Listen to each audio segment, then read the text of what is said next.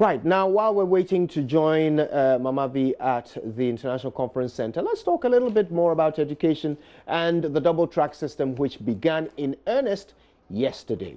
Now, in the central region, 2 schools have decided to mix things up a little bit. So they have taken it upon themselves to decide for themselves which students will come for the green track and which for the gold track. So rather than splitting all students in all classes straight down the middle and having some come first and others in November, they have decided which subjects will form the green track and which will form the gold. Richard Kwejunyako has been learning how the University Practice SHS and Wesley Girls High School have decided to implement the double track system. Kwejo, good morning. I hope you can hear me. Tell us a little bit more about this variation to the double track system. Well, Kwejo, thank you. So yesterday I went around a number of schools, and what I learned from these 2 schools is that they sent their IT persons to the Free Senior High School Secretariat and specifically to the Computerized Placement System Secretariat to indicate that they need these people based on courses.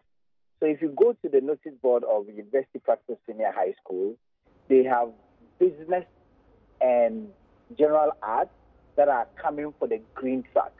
All other courses would be in November and will come in the gold track in November. And I've been seeking from them the explanation to those, and they tell me that it is a much more organized way of dealing with the situation, and it is referring specifically to the elective courses, but all other core courses still hold. They feel that if someone, a student, learns business and another student also learns or studies general arts, these 2 courses interrelate because in general arts you have economics, you have geography, and in business you have the same courses. So it will enable them a lot period, and you know that the double track comes with a number of features. Now every period is 1 hour, and so each teacher is expected to teach a minimum required period of 18, and the maximum is about 20 periods. And so it will help them allot these periods to them conveniently than the current system that is being run. So they made this representation to the placement center, and they agreed and they accepted it, and so that is why they are implementing. But there are a few challenges, and where you see that someone was expected to be in the gold track, the placement list has on it a gold track, but the person has art, general arts, or business. And so yesterday I spoke with a number of parents who were supposed to have come, their awards were supposed to have come in the gold track, but when they came to school, because of the present arrangement, they have to hurry and then get themselves together and then bring their children so that they can start this September as the school. So that is briefly what the system is. That's briefly what the system is all about.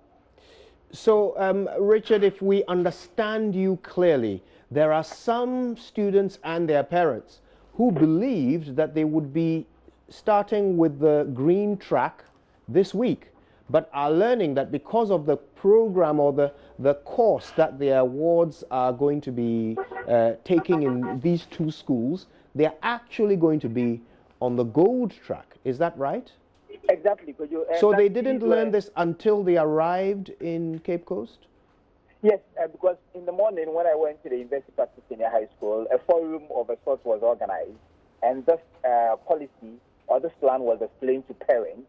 So many parents had a challenge with it, but when it was further explained to them and the analysis were done, they were now happy with it. But the people that were supposed to have gone for the gold track, because of the challenge with the hostel facilities, because many of the schools that had boarding facilities got some smaller numbers that were posted to them as boarded. And so parents would now have to find money and then rent some hostels. And like I indicated to you, most of the hostels are affiliated to the schools. And so it is not the schools per se that are running the hostels, but they have some of their masters and mistresses staying with these hostels, and so they can put some tax on them. And so that was difficult. But some of the parents say that, well, if this is the arrangement, then they will better go and then prepare and then make their children come. And so for University Practice Senior High School, for example, the borders are now coming on the 15th, and then the day students are expected to come on the 17th, being Monday. This is to allow the parents prepare adequately towards these arrangements that have been done. Right. So tell us what the Ghana Education Service is saying about this, these choices made by University Practice SHS and Wesley Girls SHS. Are they okay with it? Do they approve it? Well, some of the schools tell me that they have the blessing of the GES. I have not really spoken with the GES with respect to this one, but the schools indicated to me that they made a representation to them, they accepted, and they decided to alter the system to suit them. But in altering the system to suit them, there were a few outliers, a few challenges, and that is where you get someone who was expected to go on the gold category coming in the green category. And so I am believing that GES gave them that go-ahead to implement that one, but I've not spoken with the GES again. All right, no doubt that will be the next stage of the development of this story. So Richard Kojo-Nyarko will stay in touch for that. Thank you so far. Now let's make a quick trip to the Upper East region, where our correspondent Albert Sore has also been visiting some of the schools and joins us now with an update. Albert, good morning. Tell us exactly how the double track system is panning out in your region. Okay, so on the first day, we monitored the situation in two of the biggest schools in Bolgatanga. That is the Bolgatanga Girls Senior High School and then the Bolgatanga Senior High School. Now, the Bolgatanga Senior High School, they didn't have any challenges at all, except for very long queues.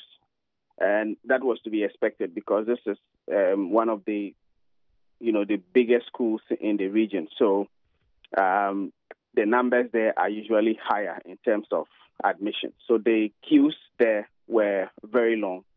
And we spoke to some of the parents and students who had come there to get their admission.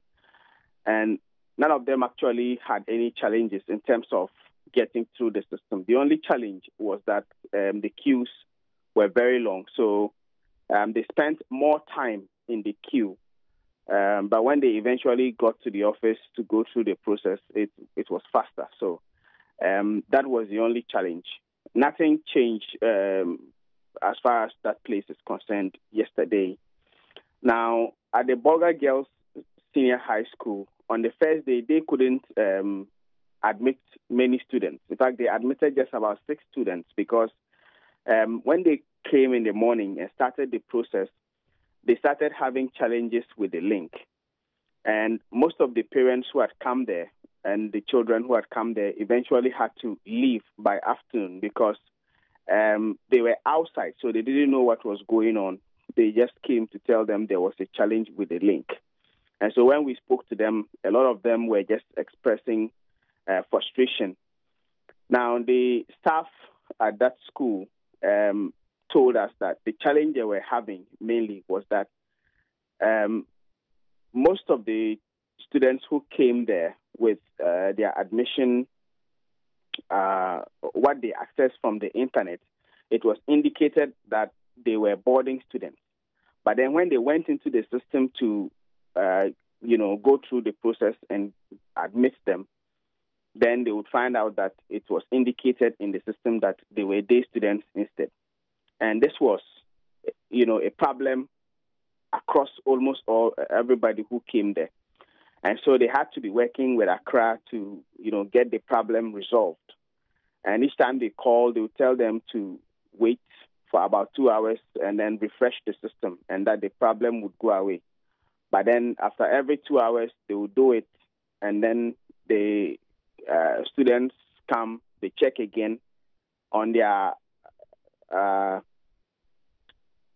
on what the students will bring is indicated boarding, but when they go into the system, it's indicated day. So eventually, they closed the first day of admissions without admitting. Not even up to 10 people were able to go through. But yesterday, that changed. The problem was resolved, and then they continued the process yesterday. What it means is that for students in that school who are supposed to be admitted, it means that they will not be starting school, yesterday or today, because many of them are still going through the processes. Right. Now, I guess the implication there is that the schools are unable to go ahead and simply make them boarding students because there is a cost implication to each of them. That's why they are going back and forth with Accra to get approval before that is done. Is that correct? No. What was happening is that when the students check from the internet and they bring some details that they use to admit them into the school. So everybody whose name is in the system, and who is supposed to be given boarding students, according to what they checked on the internet, it turned out that in the system, everybody was given a day student status instead of boarding. That was a challenge. Yeah, yes, we understand the challenge. What I'm saying is that the schools have decided that they need to clear it with Accra before they can fix the problem, so to speak, before they can make these students boarding students in spite of what it says on the system. Exactly, right? Exactly. And I suppose the reason why they want to clear it with Accra is because there is a cost implication to making a day student a boarding student. And they want to make sure Accra approves of that before they go ahead? I think the major issue is that once the system is indicating that the person is a day student, but what the person brought indicates they are a boarding student, there will be confusion if you go ahead and admit the person. So they needed to clarify that first before they admit them. And it was all the students who were coming there were having this problem. And this school is generally a boarding school. It's mainly boarding. So the problem was that it's not possible that a boarding school will have everybody who is coming there for admission being a day student. So that was mainly the challenge. Right. Now, why are they communicating with Accra? Isn't there a GES office right there in the region? Well, this was what they were telling me. That they said that the system, whoever is supposed to, work on it and change that problem is in Accra. So they needed to communicate with their counterparts in Accra to get it resolved. Right. But up here, the GES about 4 or 3 years ago issued a circular asking that heads of schools should not be granting interviews to media without prior approval from the office. So most of the heads who are in the senior high schools, when you go, they don't want to speak to you. Even if they do, they don't want them. They don't want you to record them. So this was the major challenge. Some will just speak to you casually about what is going on, but they won't officially grant you an interview because of this circular that was issued years ago. Now, Albert, some of these parents would have come from quite far to bring their children to these two schools. So exactly. So in the Wesley Girls Senior High School, the parents that I spoke to, one of them came from Boko, another one came from Wali Wali in the northern region. There are several others who came from even far away places. So they were the people who left before even the problem was resolved on the first day. Well, they couldn't resolve it on the first day, but most of the parents left before they even told them that the system couldn't work, so they should come back yesterday. So yes, many parents came from far away places, and this is why they were frustrated, because they didn't know how soon the problem was going to be resolved, and many of them didn't plan to stay in Bolga and continue the process the next day. So that was mainly the frustration for them. Now, this is still unresolved, am I right? Are there still parents and students milling about, unsure of what to do? Yesterday, there wasn't any such challenge like that because the problem was resolved. So the process continued. The only thing now is that there will be a little bit more pressure, because if they had been able to admit many of the students on the first day, then the number would reduce. But now that they were not able to do it, it means it continued yesterday, and it would take more days for them to eventually give everyone else admission. So most likely, many of the students will not even report this week. It may have to be next week, because then they will now have to take their admission, know what they are supposed to bring to school, and then go ahead to do their shopping before they come. And many of them actually expressed this concern that they needed to go back and buy everything they needed for school before they come. So it was not possible that they will come to school this week. Albert Sore, thank you very much for that important update.